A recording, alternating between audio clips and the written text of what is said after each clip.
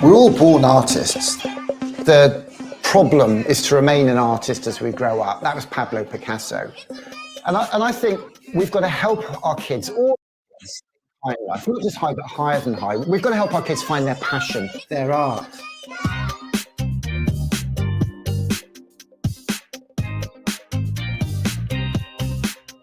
So I'm Nick Corsten. I'm just a dad. I'm co-founder of STEAMco. One day maybe I'll be the CEO, I don't know.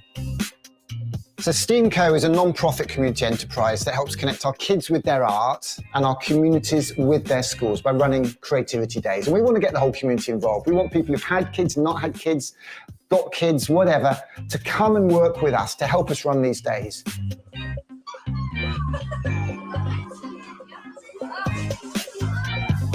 It's magic! It's magical! What inspired me? Well, I saw a talk by Sir Ken Robinson. I read half a book called What's the Point of School? On what we should be teaching our kids. And I went to Camp Bestial, which is really a Glastonbury for kids. And I thought, I want this in my kids' school. I've got a lovely little film my dad gave me of me when I was 1 and him with my first ever train set. And I show that to kids in schools all over the country. And how my dad gave me the greatest gift. He gave me my art.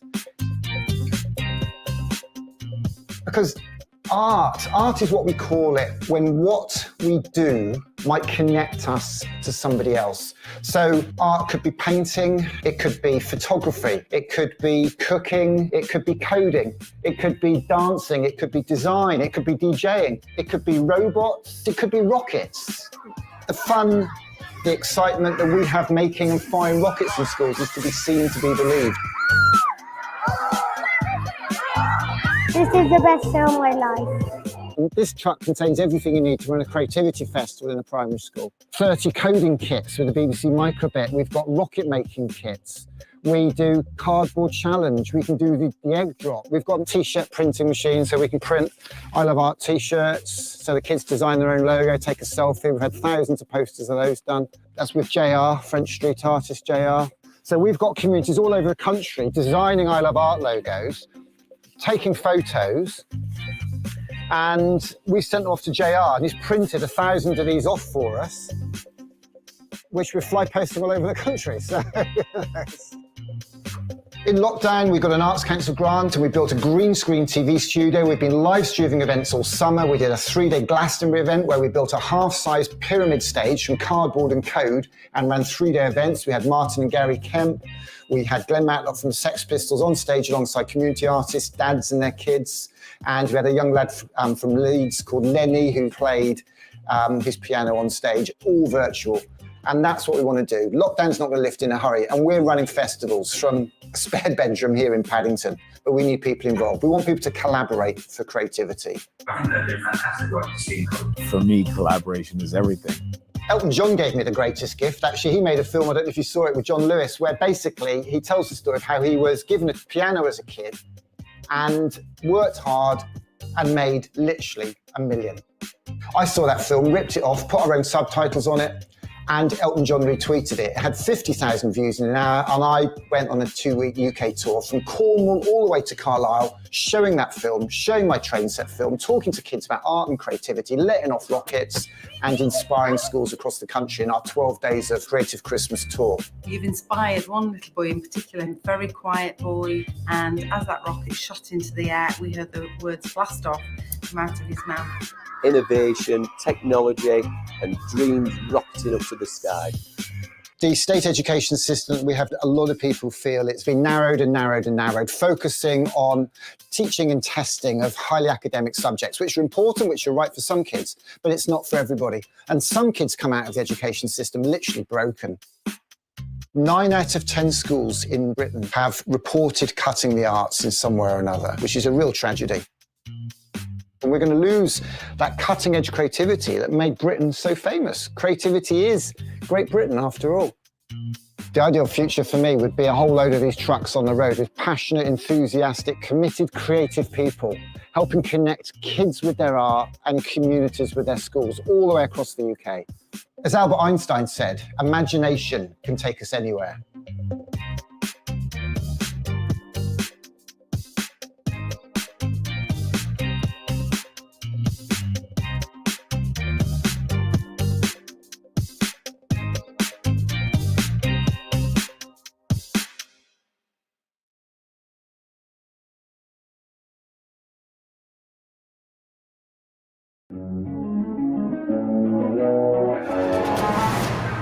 It's 6 o'clock. I'm Phil Cooper. A national campaign has been launched in Liverpool to encourage schools to include arts and technology as part of the curriculum. Over 30 organisations have joined the Save Our Subjects campaign, which is being led by STEAMco, a national non-profit community enterprise. Their CEO, Nick Corsten, says the curriculum has become too narrow and shouldn't just focus on literacy and numeracy. What we're trying to achieve is to get everybody to understand and appreciate the value of not just art, well, art in its broader sense, but creativity, because we think that this is the key to giving our children futures in which they're going to be able to thrive and not just survive. These are important skills. Well, good evening. Good evening from Liverpool. Good evening from a very, very special place in Liverpool, just in front of the Anglican Cathedral, just down the road from the Catholic Cathedral, and right in front of Lipper Primary School, where we were on Monday, if you were watching, and hopefully you'll remember that. You can see we've got a, what on earth is that? We were wondering if this is your first visit to our live streams this week. Well, that is a cardboard sea monster. A cardboard sea monster, rather cheaper than the sea monster, which, as you can see me on there, look, can you see me waving? I'm waving at everybody. Fantastic. In fact, let's get our little title slide up there, and let's I'll tell you what, why don't we zoom in there and then zoom back there like that. Good evening, everybody. My name's Nick Corsten. As you just saw in the film there, I'm just a dad, and I do what I can. I do something. We've got enough talking. We need to crack on and get some stuff done. And this week is the launch, as you saw there, of the Save Our Subjects campaign. Save Our Subjects, brought to you, it's not my campaign. I mean, the BBC did misquote me there. I can't say I was too upset to be elevated to such an important position. But basically, the Save Our Subjects campaign is a collaboration of organisations led by the Independent Society of Musicians and the Edge Foundation, which until recently had Lord Kenneth Baker as its chair. Kenneth Baker obviously was the education minister in Margaret Thatcher's government.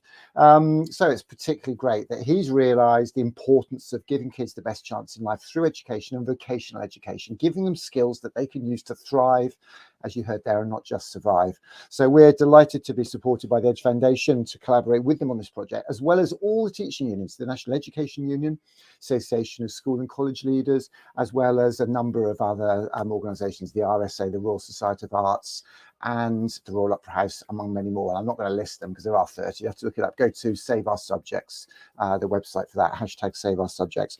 So had a great week this week. Monday, we were in Lipper, the Liverpool Institute of Performing Arts primary school, and that was just wonderful, really fantastic. As you saw there, we were out in front of the cathedral, they're just across the road. Tuesday, we had a super day at St Michael in the Hamlet, which is in obviously in Liverpool again. And after that session, we went to see some very special people at St Vincent's School, led by Dr. John Patterson. This is a remarkable school, it really is. And I'm not going to do too much tonight because it's Thursday. I'm absolutely shattered. I've had a very full-on day today. Tomorrow I've got a bit more time. And what I really want to do is to do this justice. I want to pull the whole week together in one live stream. So we're going to look at the Lipper work. We're going to look at St Michael in the Hamlet.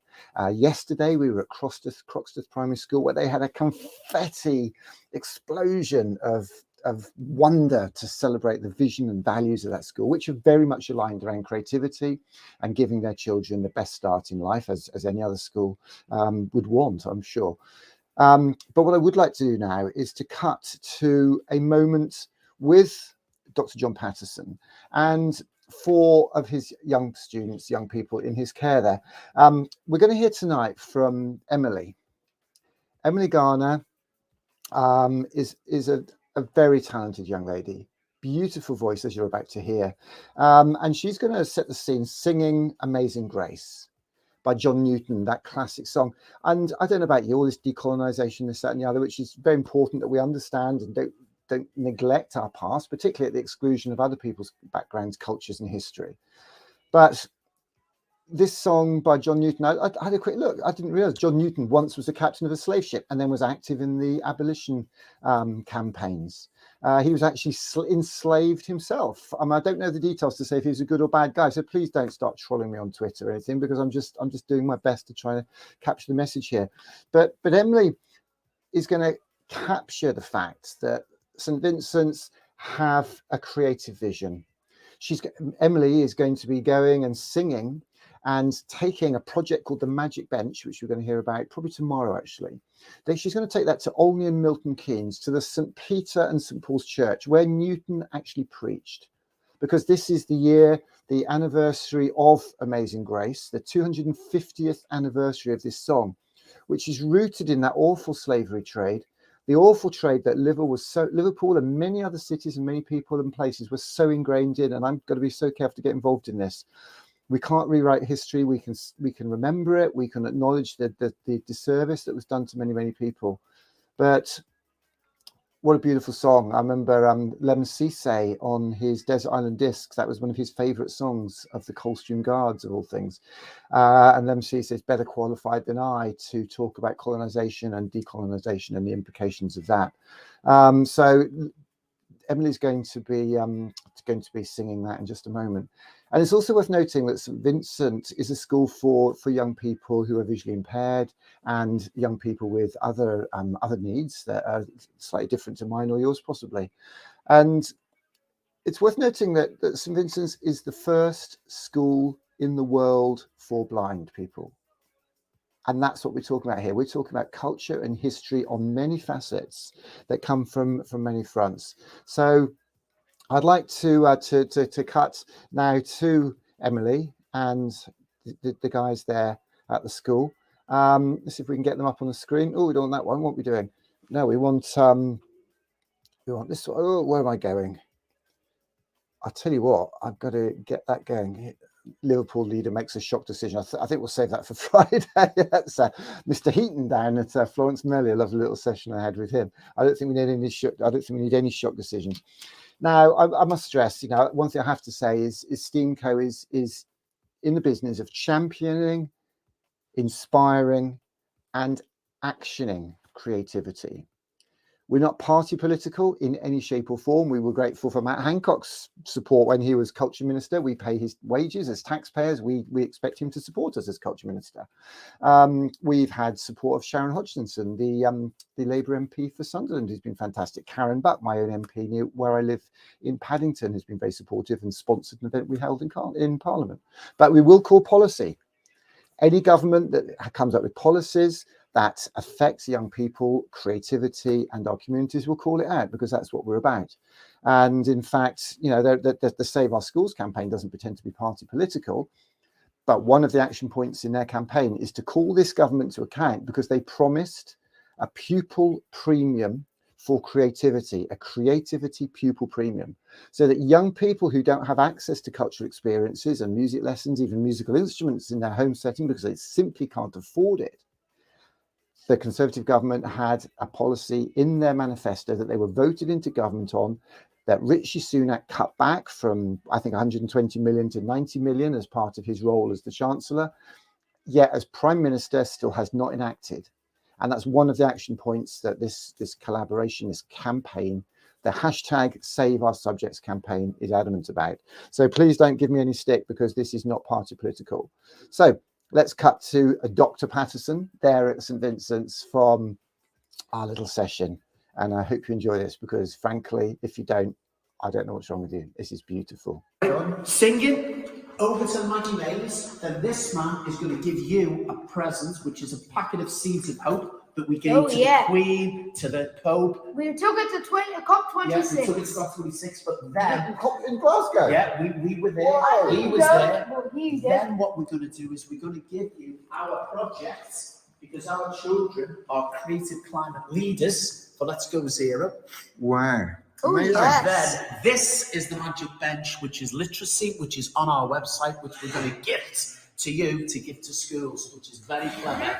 Citizenship project, all in there. But this wonderful artist was managed by our children. Amazing. So you've got Amazing Grace, And then the message is that the Amazing Grace, we are the seeds of hope, that we're gifting our creativity to the world. We're gifting it as climate heroes. We're gifting it with the Magic Bench Citizenship Literacy Project. I think we'd better get on with it, guys. Okay, Don't leave me hanging, Doctor. Bye. Whoa, let's do it. Yay.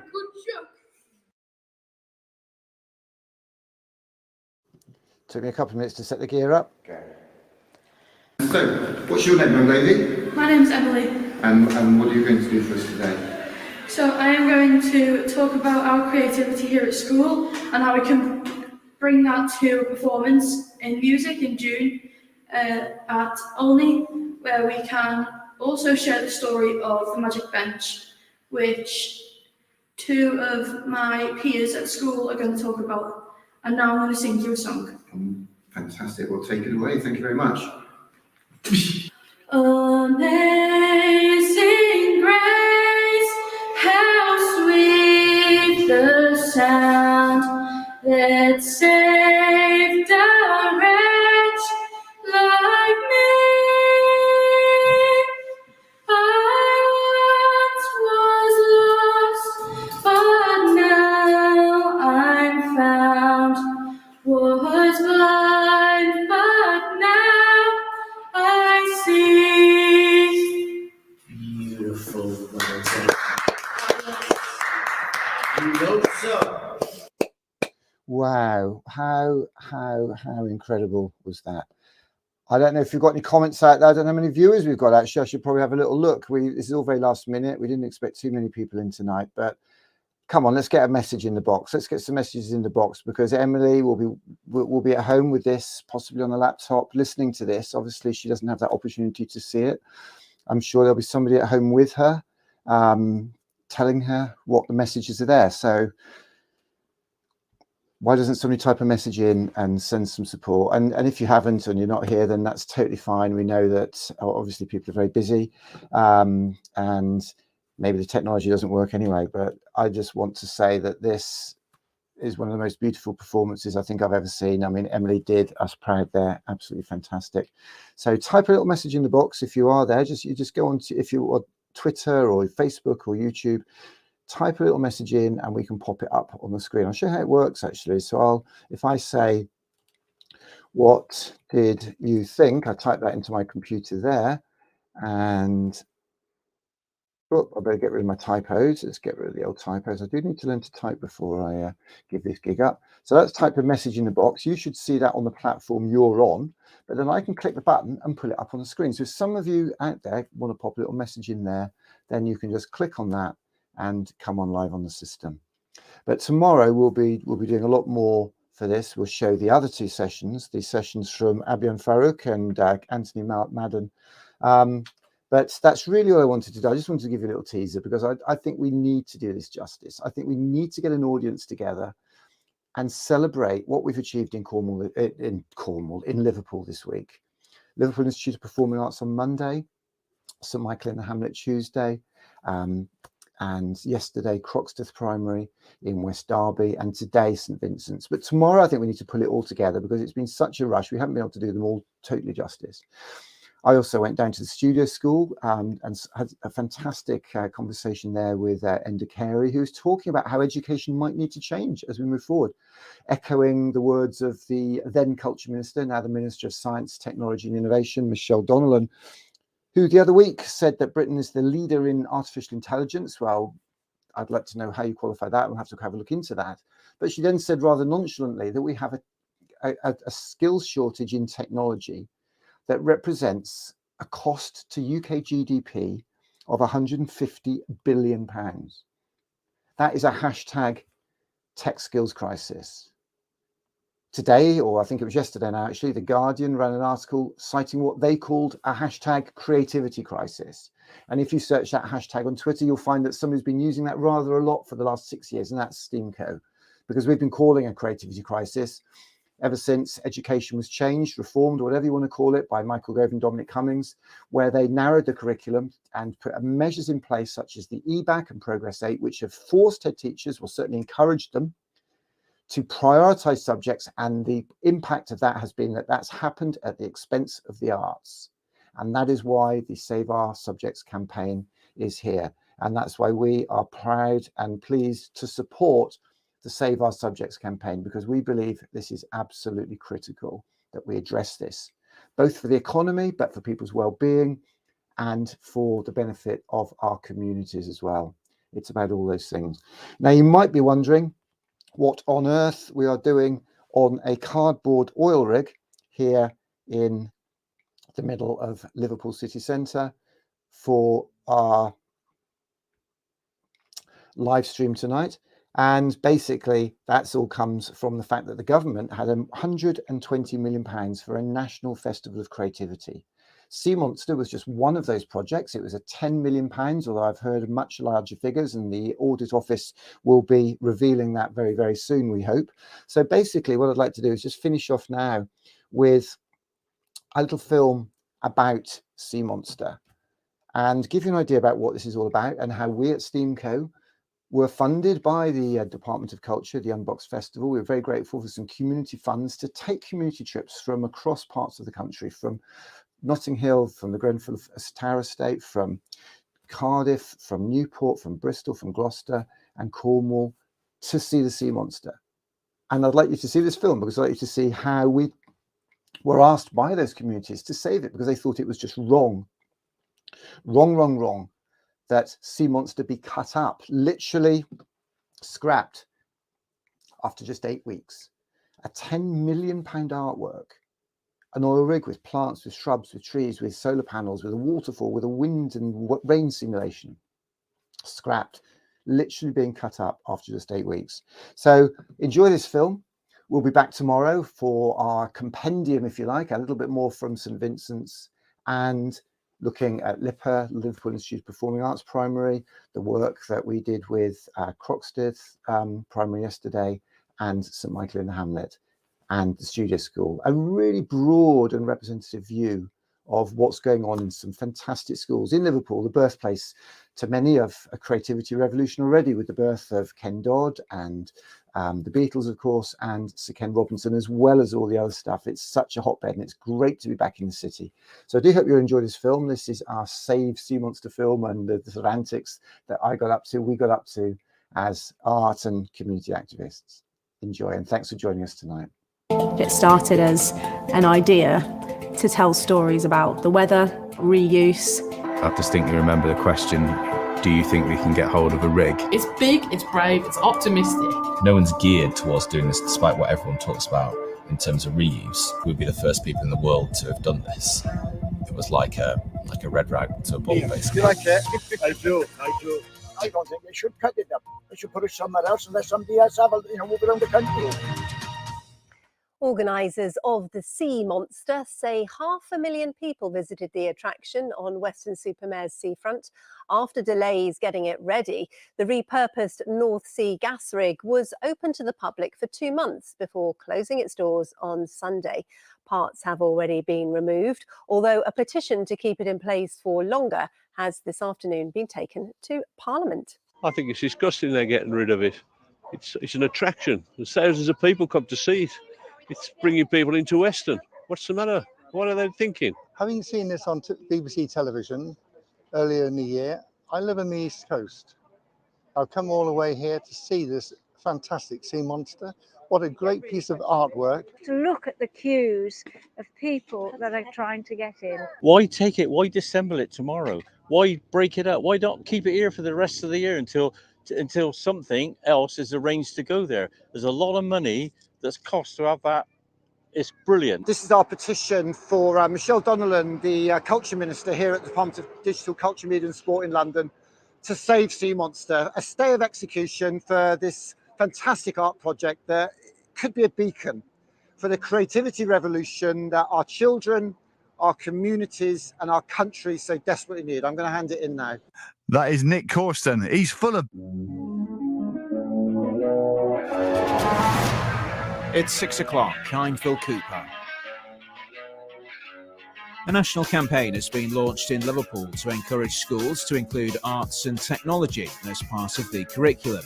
Over 30 organisations have joined the Save Our Subjects campaign, which is being led by Steamco, a national non-profit community enterprise. Their CEO, Nick Corsten, says the curriculum has become too narrow and shouldn't just focus on literacy and numeracy. What we're trying to achieve is to get everybody to understand and appreciate the value of not just art, well, art in its broader sense, but creativity, because we think that this is the key to giving our children futures in which they're going to be able to thrive and not just survive. These are important skills.